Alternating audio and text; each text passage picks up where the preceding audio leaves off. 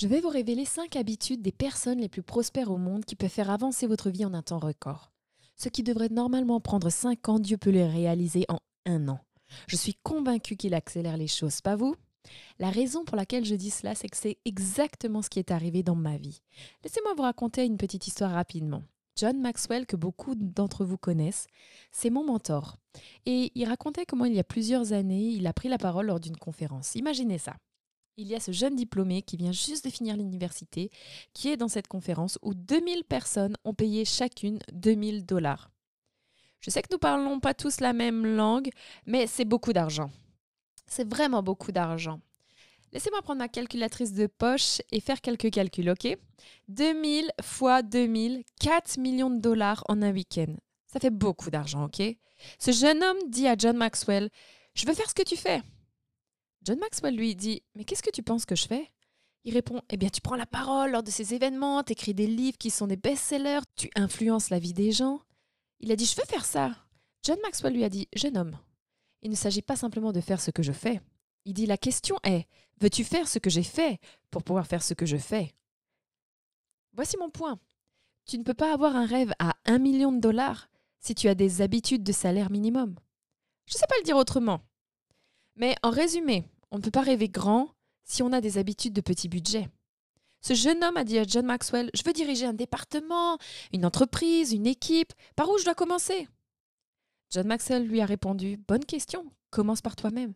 Si tu ne suis pas ton propre exemple, pourquoi quelqu'un d'autre te suivrait ?» Et je souhaite partager ces 5 habitudes parce que je crois que lorsque l'on maîtrise ses habitudes, on contrôle sa vie. Permettez-moi de vous raconter rapidement une petite histoire. Dieu a accompli des choses incroyables dans ma vie et mon ministère. Et parfois, j'ai moi-même du mal à y croire. Et je me sens comme la personne la moins probable pour faire ce que je fais. J'ai écrit 15 livres en 15 ans. Nous avons une émission télé diffusée partout dans le monde, 40 millions de vues sur YouTube. Je pense qu'il y a aujourd'hui environ 25 personnes qui travaillent avec moi. Dieu a fait des choses incroyables. Mais pour vraiment apprécier tout cela, il faut connaître le contexte, non? J'ai partagé cela avec les femmes et je vais faire un petit résumé. J'ai grandi dans un foyer chrétien où la parole de foi est très solide. Beaucoup d'entre vous connaissent mon prédicateur préféré, Jerry Savelle, c'est mon père. Je viens d'une famille engagée. Mais laissez-moi vous dire une chose, Dieu ne fait pas de favoritisme, le diable non plus. Il a un plan pour chacun d'entre nous. C'est tuer, voler, détruire, n'est-ce pas? À 14 ans, j'étais dans une salle de sport et j'ai perdu ma virginité sur le sol par un inconnu. Je n'aurais jamais imaginé en 1 million d'années que je serais violée à cet âge par un garçon que je ne connaissais même pas. Eh bien, quand cela est arrivé, j'ai tout caché à tout le monde. Je me suis créé une image de moi-même, me sentant complètement sans valeur. Avez-vous déjà entendu l'expression selon laquelle on se comporte conformément à la façon dont on se perçoit? Si vous vous considérez comme sans valeur, vous permettez aux autres de vous traiter comme tel. Et c'est ce que j'ai fait. Je pensais être la personne la plus moche du monde. Je ne me trouvais pas intéressante, je pensais ne rien avoir à offrir. Alors j'ai vécu une relation abusive et je suis restée avec ce garçon pendant 2 ans et demi à cause de mon estime de moi très faible. J'ai finalement mis fin à cette relation. Pendant mon dernier semestre à l'université, je suis tombée enceinte avant le mariage. Et j'étais couchée dans mon appartement à Lubbock, Texas, en train d'écrire dans mon journal « Je veux mourir ». Parce que je me sentais être la plus grande honte de ma famille. Et j'ai dit à ma colocataire « Je ne peux pas supporter de dire à ma famille ce que j'ai fait ». J'ai dit « Je vais simplement m'enfuir. Je vais aller vers l'ouest ». Et ma colocataire a dit « Non, tu ne peux pas faire ça. Tu ne sais même pas où est l'ouest ». Ce qui est vrai. Elle a dit « On va s'en sortir ». Après 3 semaines, j'ai emprunté la robe de mariée de ma sœur. Je me suis mariée. Kenneth Copeland et Jerry Savelle ont officié mon mariage. J'avais tellement honte. Je suis descendue l'allée, la tête baissée. J'ai prononcé mes vœux. 3 semaines plus tard, j'ai perdu le bébé. Et j'ai alors sombré dans une descente pendant 11 ans. Pendant tout ce temps, je vivais au jour le jour. Je n'avais pas d'argent en réserve, aucune attente pour ma vie. Et soudain, en 2002, après 11 ans de cette existence, j'ai eu un déclic. J'ai regardé ma vie. J'étais séparée de mon mari, à 2 doigts du divorce. Et comme je l'ai dit, vivre d'une paye à l'autre, pas d'argent dans la banque, pas de perspective, ni rêve pour ma vie. Ma maison était en désordre, j'étais en désordre. Et j'avais une petite fille de 5 ans qui m'admirait comme modèle. En regardant un peu vers mon avenir, j'ai compris qu'à moins que je ne prenne une décision radicale pour changer, cela ne serait pas simplement une saison de regrets, mais toute une vie de regrets. Eh bien, j'ai décidé de faire 5 choses chaque jour pendant 21 jours. C'était mon objectif. Parce que j'avais entendu que si l'on fait quelque chose pendant 21 jours, on peut arrêter une habitude et en commencer une nouvelle. Alors j'ai dit, je vais faire ça pendant 21 jours. C'était en 2002 et je ne me suis jamais arrêtée. J'ai pris en main mes habitudes et ça a complètement changé ma vie. Vous êtes prêts à apprendre ces 5 choses? C'est parti! Numéro 1, que j'ai remarqué chez les personnes qui réussissent, c'est qu'elles prient et méditent. Elles prient et méditent. Je parle de personnes de tout horizon. Les célébrités, elles prient et méditent. Alors beaucoup d'entre elles communiquent avec l'univers. Mais moi, je communique avec le créateur de l'univers, ok? Mon père m'a appris ceci. Il disait toujours, lorsque tu pries le Seigneur, il faut toujours emmener 2 choses, un journal et un stylo. Et il insistait sur l'importance de s'entraîner à écouter la voix de Dieu. Quoi qu'il vous vienne à l'esprit, écrivez-le. Même si vous n'êtes pas sûr, est-ce que c'est Dieu ou est-ce que c'est moi? Écrivez-le. Entraînez-vous à écouter la voix de Dieu. Plus tard, j'ai appris que les personnes qui réussissent en général tiennent un journal. Jim Rohn disait qu'une vie pleine de sens mérite d'être mise par écrit. Écoutez bien ceci. Jérémie 30, verset 2 dit « Écris toutes les paroles que je t'ai dites dans un livre. » C'est Dieu lui-même qui le dit. Mais pourquoi croyez-vous que Dieu souhaite que vous notiez ce qu'il dit? Parce que nous oublions. Et cela nous donne la direction, les conseils pour notre vie. Et lorsque vous commencez à pratiquer l'écoute de la voix de Dieu, vous avez compris? Ok, la numéro 2. J'ai découvert que les personnes qui réussissent lisent beaucoup. Elles consacrent beaucoup de temps à la lecture. Laissez-moi vous raconter cette histoire. Quand je suis sortie, diplômée de l'université, je crois que c'était la chose la plus idiote que j'ai jamais dit. J'étais à ma fête de graduation, mon chapeau, mon costume. Ma famille était là pour célébrer et j'ai lancé une remarque complètement idiote à ma famille. Je n'étudierai plus jamais. Je pensais avoir payé ma dette. Je toucherai plus jamais un livre. Le plus triste, c'est que j'ai tenu cette promesse stupide pendant 11 ans de ma vie. Mais regardons ce que dit la parole de Dieu. C'est dans Osée 4, verset 6. Il dit « Mon peuple périt faute de connaissance. » Savez-vous ce qui se passait? J'étais en train de tout perdre. Mes finances, mon mariage, tout s'effondrait. Ma vie ne changeait pas parce que je ne voulais pas ouvrir un livre. Je vous ai déjà expliqué comment je vivais. Mais savez-vous quelle était ma routine? Je me levais à la dernière minute pour aller au travail. Je sautais dans ma voiture, je mettais la radio, je chantais, je dansais tout le trajet jusqu'au bureau. Je travaillais toute la journée, reprenais la voiture, chantais, dansais. Je rentrais chez moi, j'allumais la télé pendant des heures. Et je recommençais ça le lendemain. Et le lendemain. J'étais plus occupée à regarder les autres réaliser leurs rêves qu'à vivre les miens. Jusqu'au jour, en 2002, où j'ai vraiment décidé d'investir une partie de mon argent personnel lorsque j'ai touché le fond. Je suis allée sur le site internet d'un ministère et j'ai dépensé 60$ pour acheter des livres et des enregistrements audio. Quand j'ai passé ma carte de crédit, je me suis dit « Je peux pas croire que je dépense 60$ pour des livres !» Et après, je me suis dit « Non mais attends, je dépenserais facilement cette somme pour des vêtements. C'est mon avenir dont on parle. » Le mois suivant, j'ai dépensé 100$. Et après, j'ai dépensé 400$. Et quand ces ressources sont arrivées, je me suis souvenue de la première fois où j'ai commencé. J'ai mis une alarme sur mon téléphone pour 20 minutes et je me suis forcée à lire. Oh, c'était tellement ennuyeux. J'ai regardé le minuteur, j'ai lu. Mais vous savez ce qui s'est passé? Plus je lisais, plus j'apprenais. Plus j'apprenais, plus je gagnais. Et j'ai entendu un coach de réussite dire ceci. Vos finances ne progresseront que dans la mesure où vous progressez personnellement. Votre carrière ne peut évoluer que si vous évoluez aussi. Vos opportunités dépendront de votre propre croissance. Savez-vous ce qui s'est passé dans les 11 années qui ont suivi? Je suis passée d'auteur fantôme à écrire mes propres livres. Je suis passée de participer à des conférences à prendre la parole à des conférences. Je suis passée de regarder la télé pendant des heures à présenter une émission télé. Qu'est-ce qui s'est passé? Et je préfère le dire comme ça. Vous voulez un autre accessoire? J'ai enfin trouvé la clé du succès. C'est la clé, un acronyme en anglais qui dit « continuez à vous instruire ». Continuez à vous instruire. Et en réalité, j'ai entendu quelqu'un l'expliquer ainsi. Il a dit « Permettez-moi de vous définir ce que signifie le mot pauvre. Savez-vous ce que c'est d'être pauvre ?» Encore un acronyme. Passer à côté des opportunités encore et encore. Les gens disent « Mais oui, Terry, c'est ça. Je n'ai pas d'opportunité. » Voici ce que je pense. Si on en a, chaque jour est une nouvelle occasion de se lever, d'investir en soi. C'est juste, on peut y arriver, non? Ok, vous allez bien? Mon accent amusant ne vous dérange pas? Ok, donc la troisième chose que j'ai apprise, ce sont les personnes qui réussissent, écoutent des messages audio. Elles écoutent des podcasts, des messages audio. La Bible dit, Romains 10, 17, la foi vient de ce que l'on entend et ce que l'on entend vient de la parole de Dieu. Quand j'ai commencé ces habitudes, pour la première fois, je me suis dit, si je veux vraiment m'y tenir, être régulière, quand est-ce que je vais le faire? Alors je me suis dit, je pourrais faire le matin, pendant que je me prépare. Je dois me préparer de toute façon. Et ça prend un temps fou pour avoir cette tête-là. Vous n'avez pas idée. Donc je me suis dit que je prendrais mon petit lecteur CD et j'ai même écrit un post-it rose avec « Appuie sur play ». Et je l'ai collé sur le miroir de la salle de bain parce que j'étais si indisciplinée à l'époque. Le premier matin, je suis entrée dans la salle de bain et je me suis dit « Ah oui, appuie sur play ».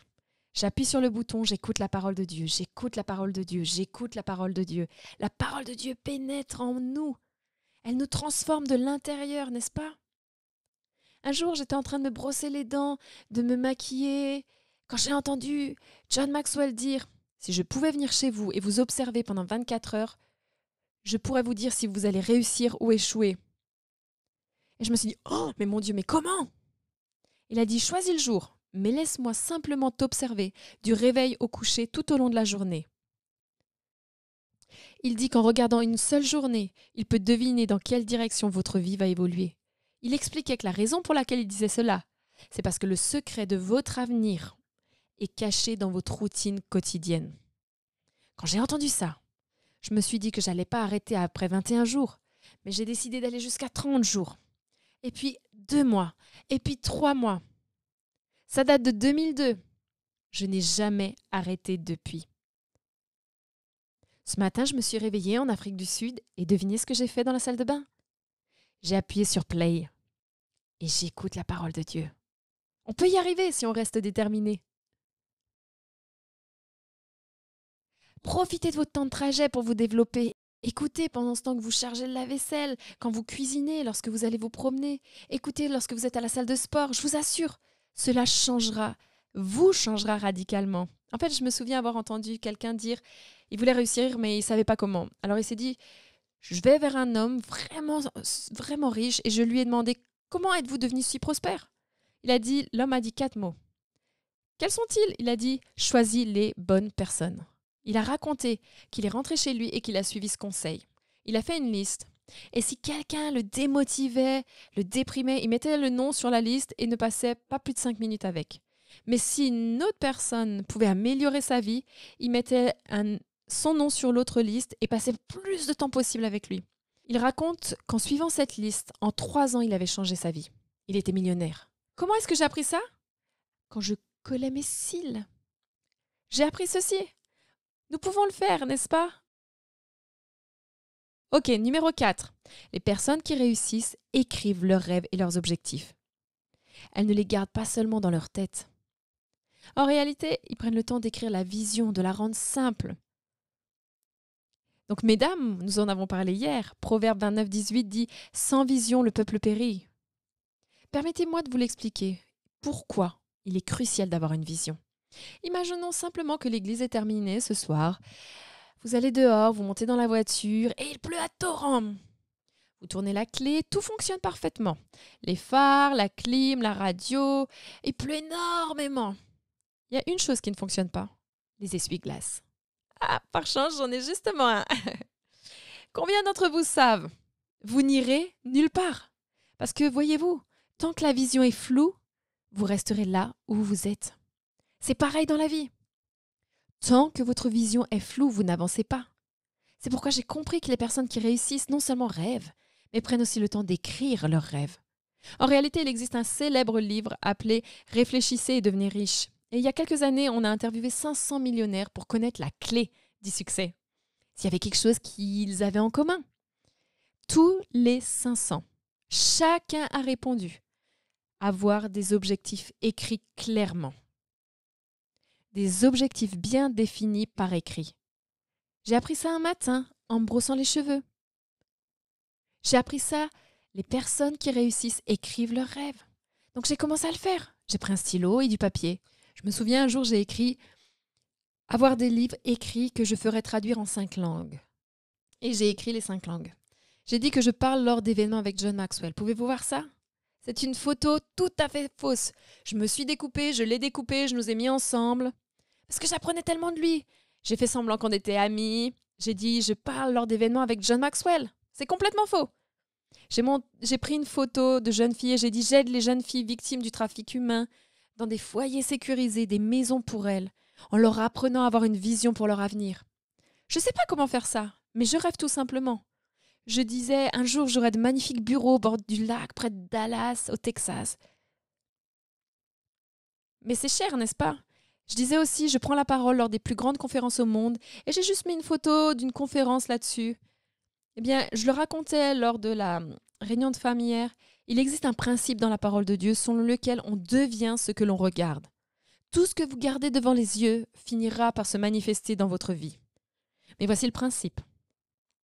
Vous ne quitterez jamais votre situation actuelle tant que vous ne verrez pas où vous souhaitez aller. Est-ce une coïncidence que mes livres soient maintenant traduits en 5 langues? Me voici, j'ai parlé lors d'événements avec John Maxwell, j'ai dîné chez lui le mois dernier.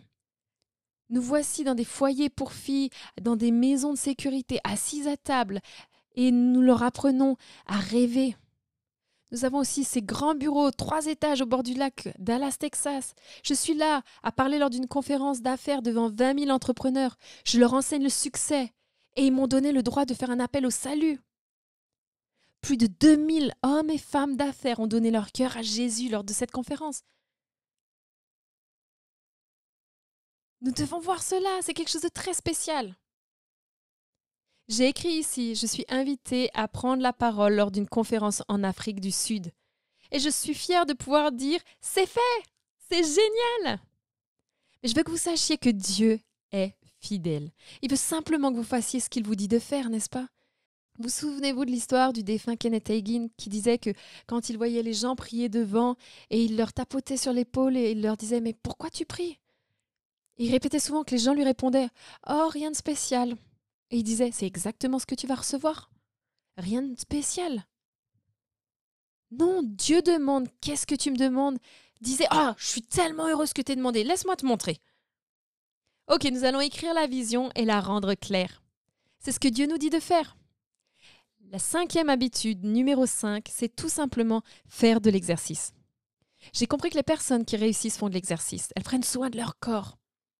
En réalité, la Bible dit dans 1 Corinthiens 6, 19 « Votre corps est le temple du Saint-Esprit, glorifiez Dieu avec votre corps. » Et j'ai dû arrêter de me concentrer sur l'heure qui me manquait et me concentrer sur les 10 minutes que j'avais et faire quelque chose.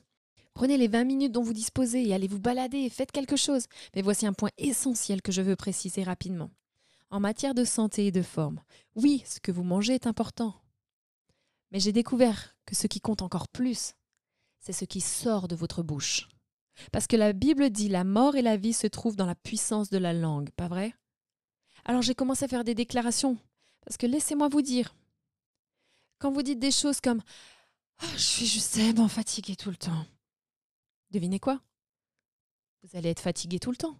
« J'ai jamais d'énergie », vous n'aurez jamais d'énergie. Voici une phrase, et gardez-la dans la tête, que vous pouvez dire après chaque phrase. Et c'est exactement ce que je veux. Peu importe ce que je fais, je ne peux pas maigrir, et c'est exactement ce que je veux. Ah, j'ai pas d'énergie, j'en ai jamais. Ah, et c'est exactement ce que je veux. Peu importe ce que je fais, je suppose que je serai toujours dans cet état.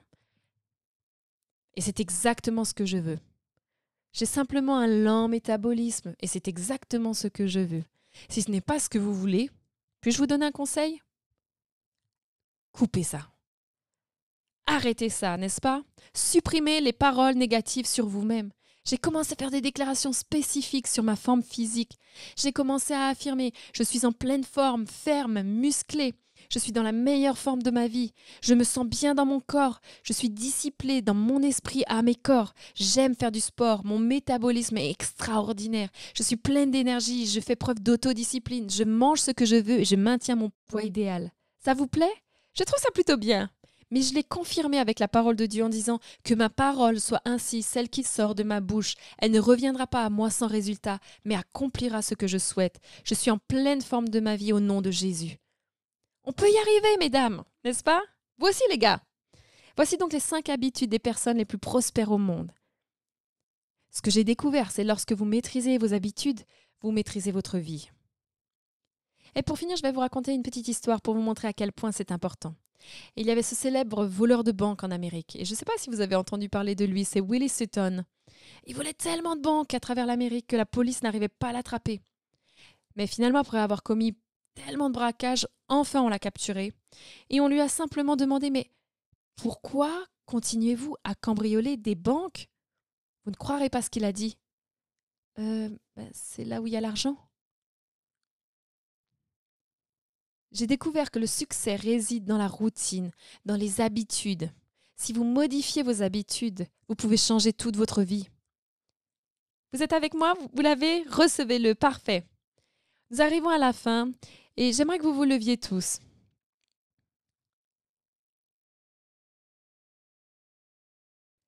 Allez-vous investir en vous-même? Allez-vous faire de cette journée un moment décisif? Moi, j'y crois. Cette journée peut marquer un nouveau départ dans votre vie, avec de nouvelles habitudes, une discipline renouvelée, une vision différente, de nouveaux objectifs, une mentalité entièrement nouvelle à propos de votre avenir.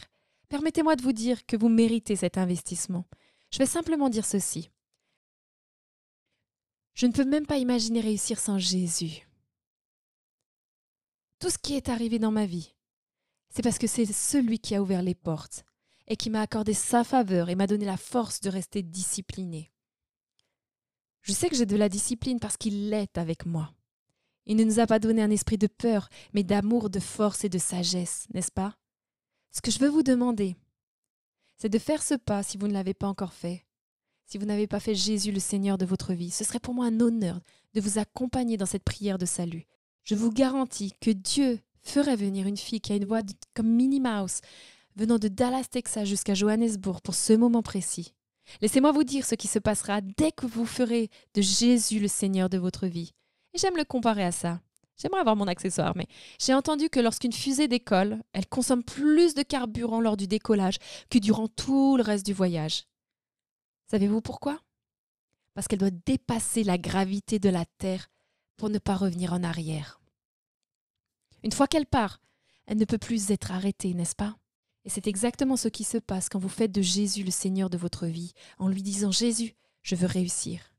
Tu brises l'attraction de l'ennemi qui tente de me ramener en arrière.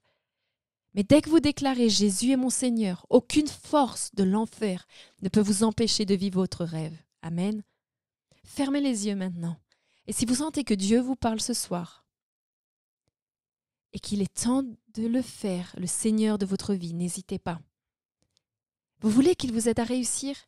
Je veux que vous leviez la main avec assurance dans tout l'auditorium. Si c'est Dieu qui vous parle, il est temps de prendre un engagement. Il est temps de renouveler votre vie.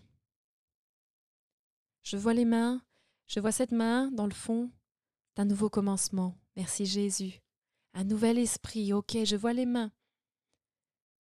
C'est un nouveau jour, un nouvel état d'esprit. Je vois ces mains. Je crois que nous avons une équipe de prière qui viendra prier avec vous.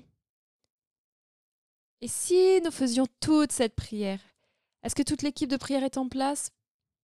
Ok, alors répétons tous cette prière avec moi. Êtes-vous prêts? Père, au nom de Jésus, je viens vers toi ce soir et je déclare par la foi, c'est un nouveau départ. Je me repens de mes péchés. Je te demande de me pardonner. Je déclare Jésus comme le Fils de Dieu. Il est mort sur la croix pour moi. Je t'invite dans mon cœur. Je fais de toi mon Seigneur et Sauveur. Ce jour marque un nouveau départ. Je rends mes rêves plus grands que mes souvenirs. Au nom de Jésus, Amen. Vous l'avez fait! Applaudissons!